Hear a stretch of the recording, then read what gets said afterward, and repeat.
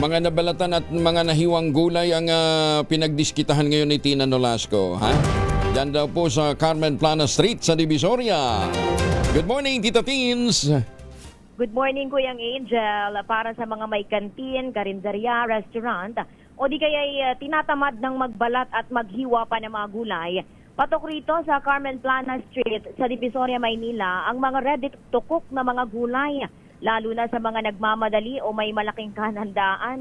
Kailangan lamang hugasan ng mga ibinebentang gulay rito sa Plana Street. Ayon sa mga vendor na ating nakapanayam, karamihan sa kanilang mga suki ay mga may restaurant, karinderya at kantin.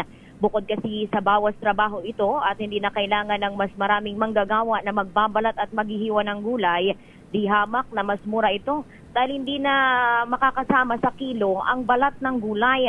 Gaya nitong kalabasa na nakahiwa at nabalatan na, mabibili sa 50 pesos per kilo. Ang ampalaya, 60 pesos. Ang broccoli, 100 pesos per kilo. Ang sayote, 40 pesos. Ang sitaw, 50 pesos. Ang bawang, 100 pesos ang kada kilo. Maging ang patatas. At nasa 60 pesos naman, Kuyang Angel, ang presyo ng carrots. Sa mga gusto namang magpakbet, napak at bet na bet, mabibili lang, Kuyang Angel, ng 40 pesos per kilo. May kasama na yung talong, okra, sitaw, kalabasa at ampalaya.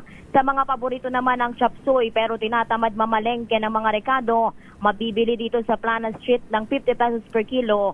May kasama na yung broccoli, cauliflower, celery, bell pepper, carrots at petchay bagyo. Kung gusto lang ng pang-steam na gulay, ang Coli Mix ay mabibili ng 50 pesos per kilo. Kasama na dyan ang broccoli, sayote at carrots. Pag-itiyak naman ng mga vendor na ating nakapanayam, Kuyang Angel, fresh, safe kainin ang mga gulay na kanilang ibinebenta at hindi mga bulok. Sa katunayan, pinakita pa sa atin, Kuyang Angel, ang mga malalaking supot ng gulay kung saan nila kinuha ang mga gulay na kanilang ibinebenta. Ito, si RH9, Tina Nolasco para sa DZRH, una sa Pilipinas, una sa Pilipinas. Maraming salamat, Tita Teens.